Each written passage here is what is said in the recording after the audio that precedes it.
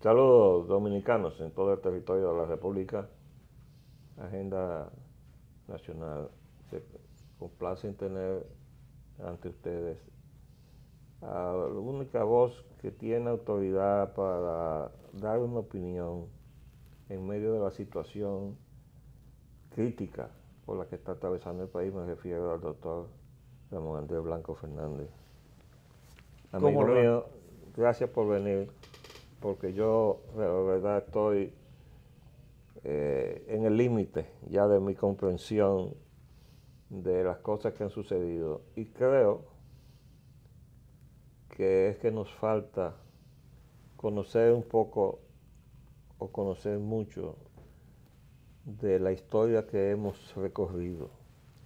Todavía hoy sale en la prensa un artículo de Julio Escoto y tira ahí un episodio del libro de Julio sobre un libro que él acaba de escribir, pero resulta ser que estamos aprendiendo poco a poco pequeñas partes de ese todo, ¿no? Que es la historia que hemos recorrido. Porque ahí está el libro de José Daniel Ariza sobre la expedición de Constanza, y dice que eso fue toda una trama para traer a la juventud dominicana al cadalso. Pero eso es lo que está relatando Escoto que pasó con Manolo, con aquello de yo conozco, o con nosotros conocemos el trayecto, la escarpada montañas de Quisqueya, ¿no? Y obligarlo entonces el a 14 irse. de junio, ¿sabe? Exacto. Y entonces obligarlo a irse a la montaña a sabienda de que el ejército lo estaba esperando para fusilarlo, porque fue así. Sí. Entonces uno dice, caramba, pero nosotros no conocemos la historia. No.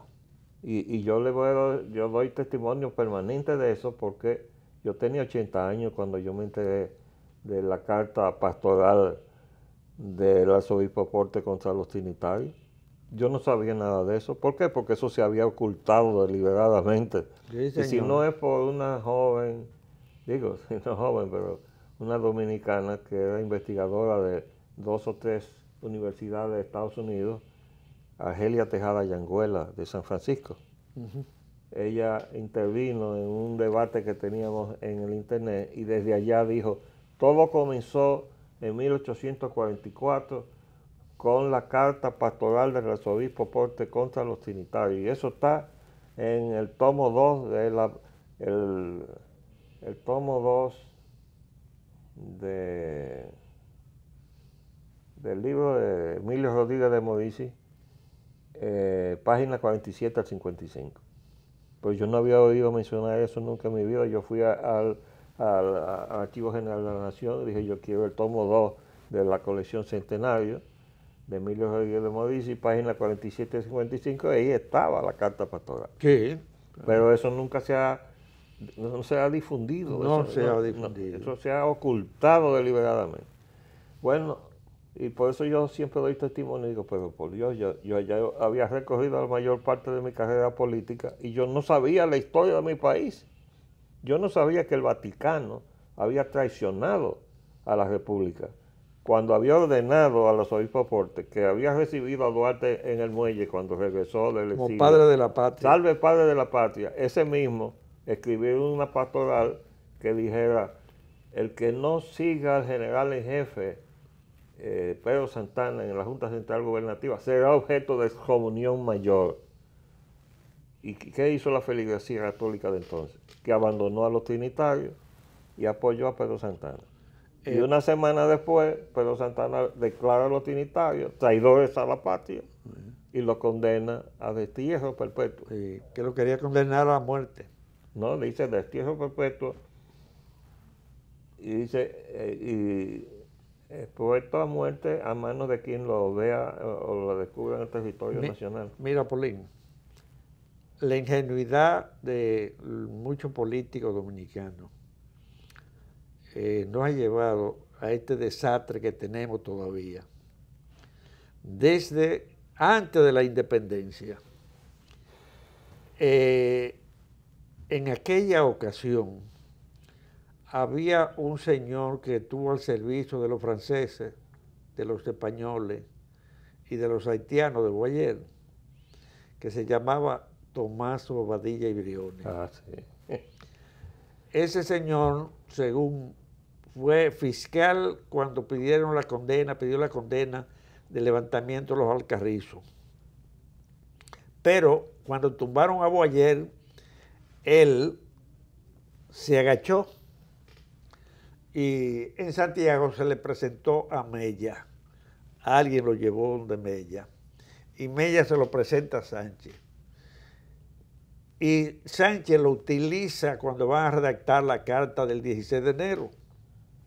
Eso dio lugar a que, no sé cómo, los afrancesados o conservadores utilizaran a Bobadilla para hacerlo presidente de la Junta Central después que había proclamado la República Sánchez. Y ¿sabe lo que hizo él? Le dijo a Santana, le mandó a decir que se quedara en Pajarito, que no cruzara hasta que los haitianos no salieran.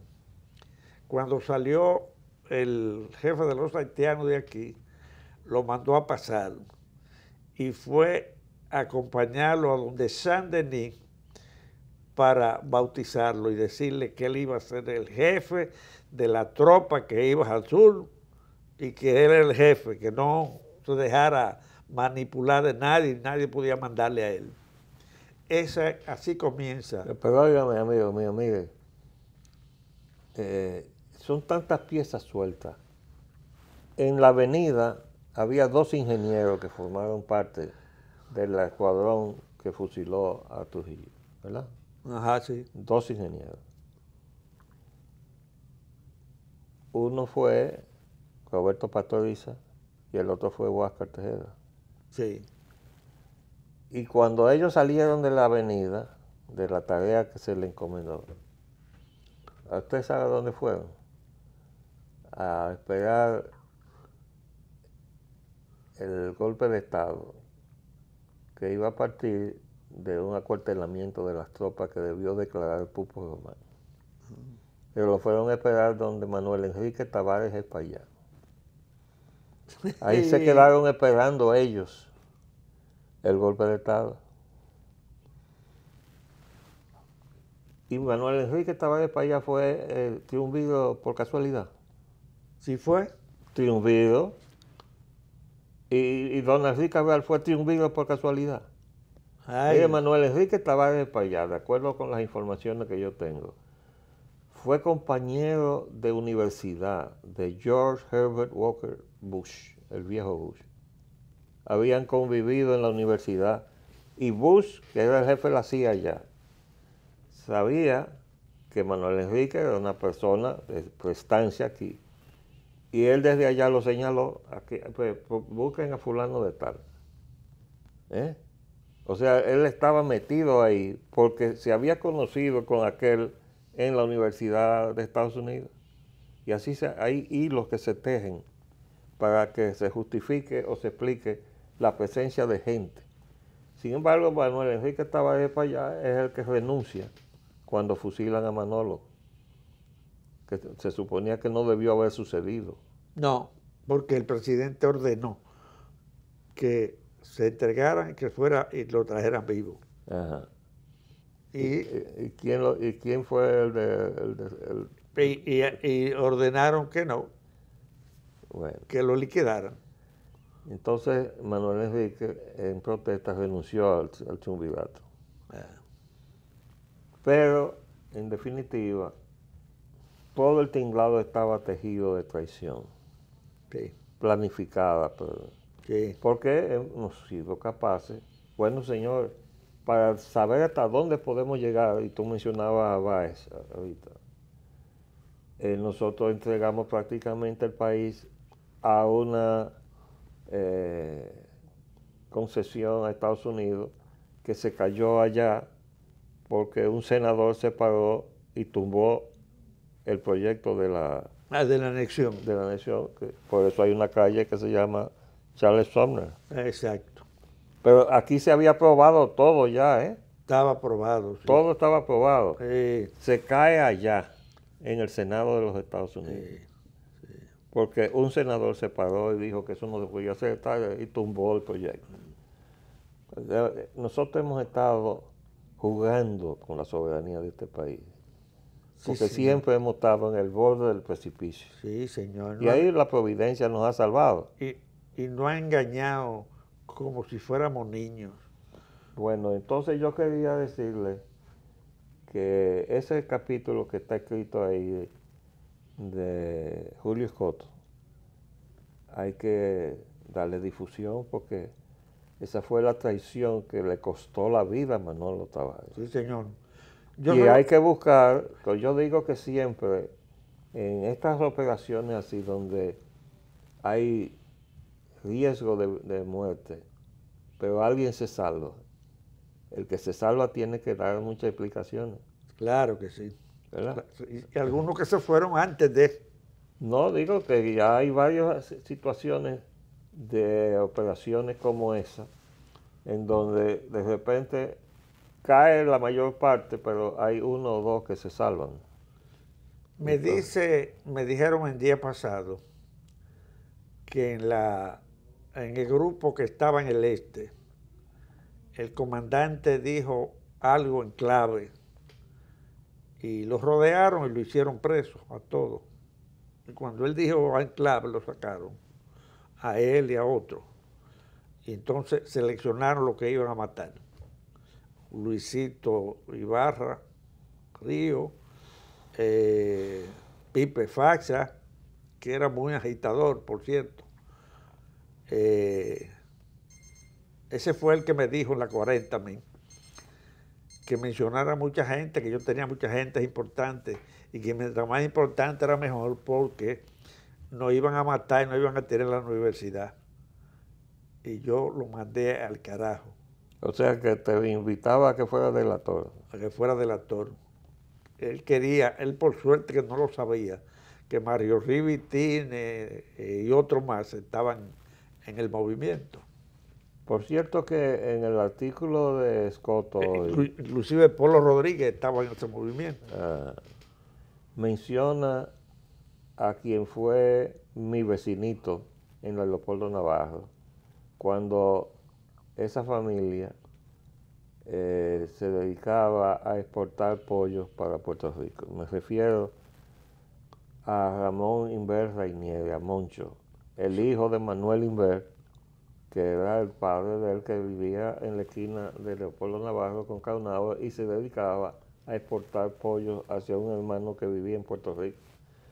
Y eso vivían modestamente y honradamente. Pero de alguna manera Manuel Inver pasó a ser socio de Paquito Martínez y se hizo millonario. Y los Inver Rainieri saltaron de la esquina de la Caunabo con Leopoldo Navarro a la Socorro Sánchez en un palacete que hicieron. Y pasaron a vivir como millonarios, porque pasaron a millonarios, siendo socios de Paquito Martínez. Y vivía en el momento en la Sarasota. Ahí tenía una casa. Después ellos se mudaron a la Máximo Gómez. Y recuerdo que viviendo ahí, casi frente de donde está ahora mismo la clínica UCE, esa era la casa de los Rainieri. Sí. De los Inver Rainieri. Que ahí estaban planeando hacerle un atentado a Trujillo, porque Trujillo venía caminando siempre de la esquina de la Avenida Francia, donde vivía su mamá, Doña Julia. Y ellos venían caminando y pasaban frente a la casa de los Inver. Y ahí fracasó un intento de ponerle una bomba, que igual comenzó que los Inver pasaron de millonarios, gracias a Trujillo, a ser conspiradores contra Trujillo, ¿no? Esas son las cosas de la vida, porque... yo me vine a dar cuenta de que los millonarios estaban por sacar a Trujillo en la cárcel, ellos querían sacar a Trujillo porque todas esas empresas que tenía Trujillo podían formar parte de su capital.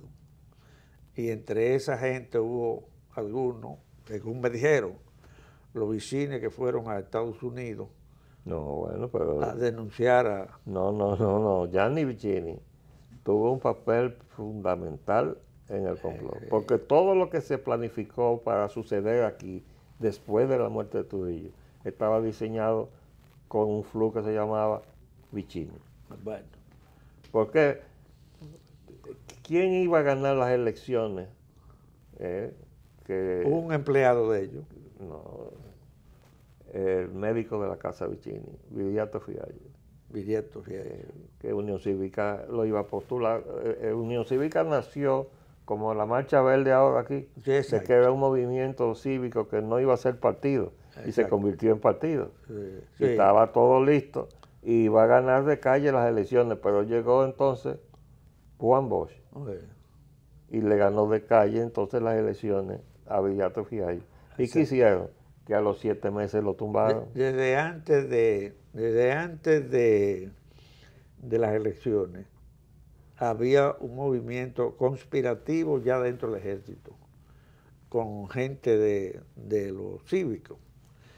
Y cuando Bosch ganó las elecciones, recuerda que mandaron a un general que no tenía que estar ahí, a Palma Sola, Fue el general Reyes Rodríguez Reyes, para eliminarlo.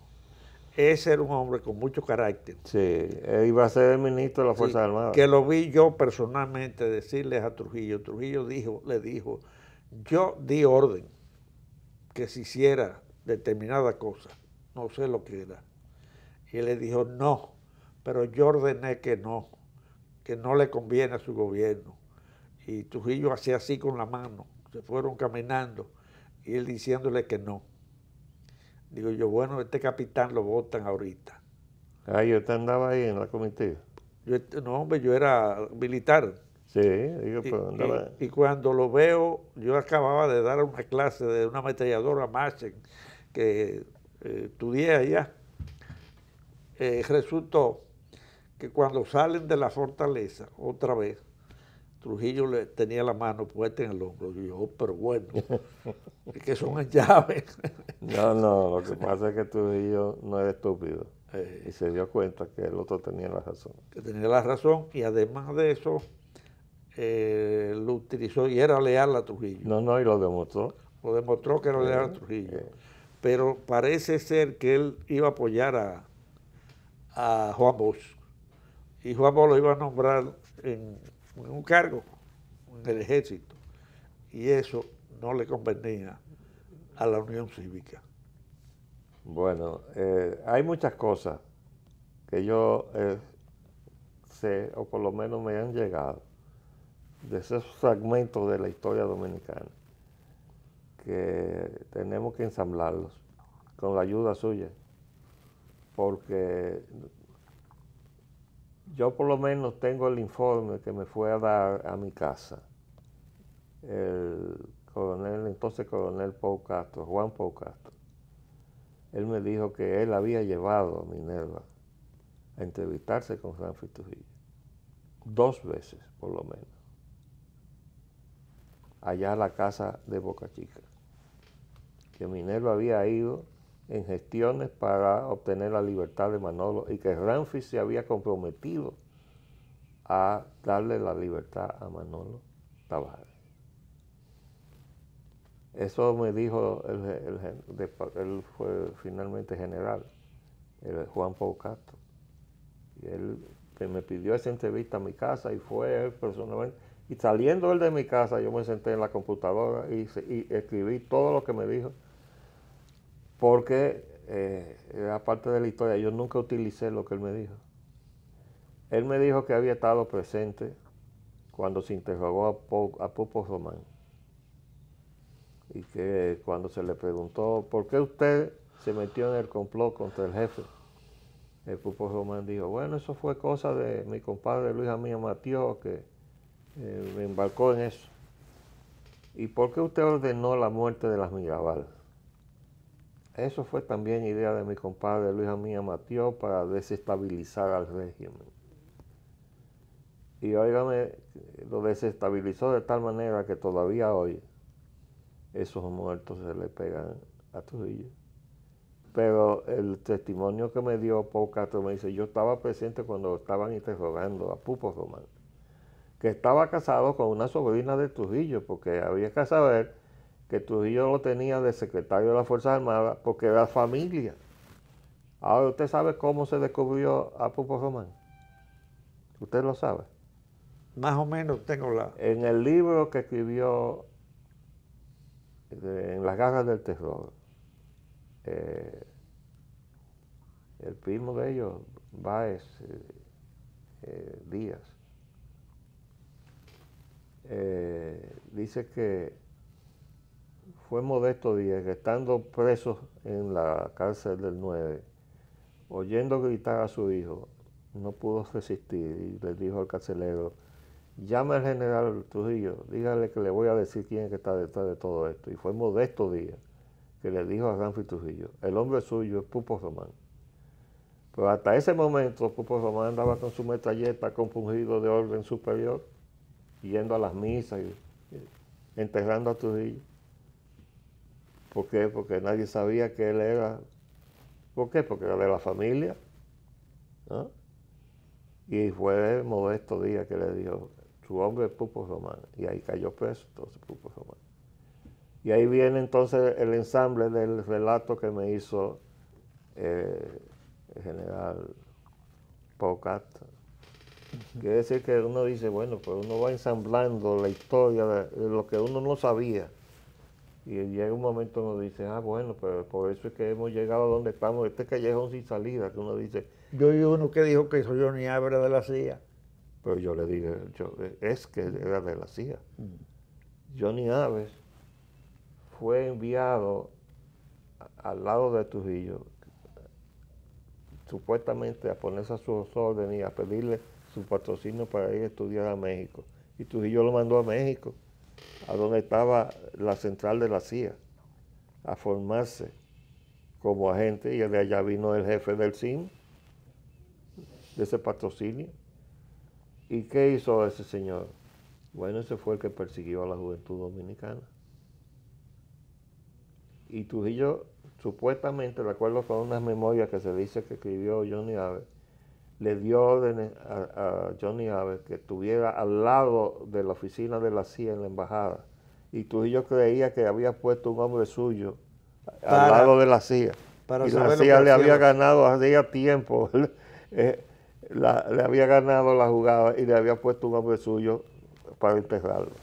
Tú sabes que cuando llegó Tuti Sánchez a la 40, junto con el de León Esteve, que me vio que me estaban dando corriente en la silla, me vio Blanco Fernández y dice, ay carajo, pero este era que me entre esta gente, me dio clase a mí, las clases que yo le di era de ametralladoras Browning, que él bebía trago y no sabía, entonces yo donde mía.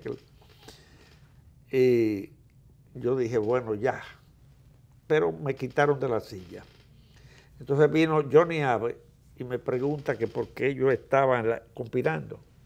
Digo, no, formando un partido. Trujillo dijo que se formaran partidos.